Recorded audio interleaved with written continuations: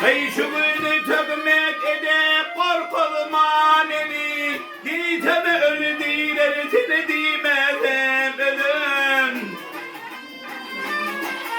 Hey beni seni töyür beni çan bileni diliden Sen beni töyme ve korkulman ilden Hey ah kıtay varmaktan hınali oldun Ah yarey hey dadey hey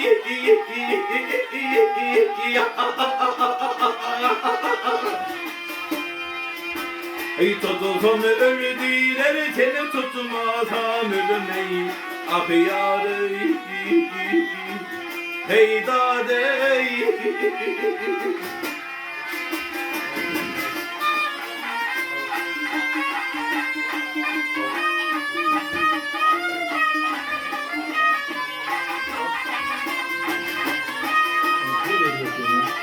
Hey yar geley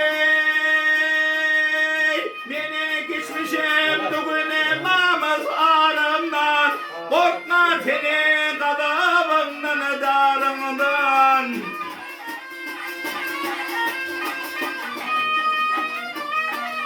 Hey akıl içinde bitene koşan aramdan Tutsam öldüler sen tutmazsan ölüm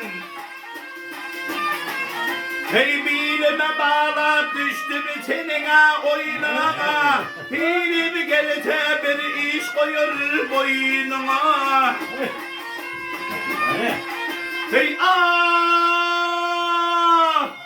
şekerim girdim senine koynuma Ah yarey hey dadey hey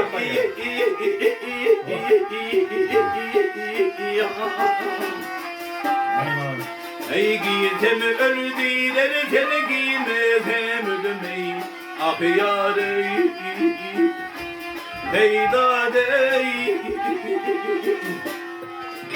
Hey gel ayım yahar gülüm Gel ayım gel gülüm Gel ayım yahar gülüm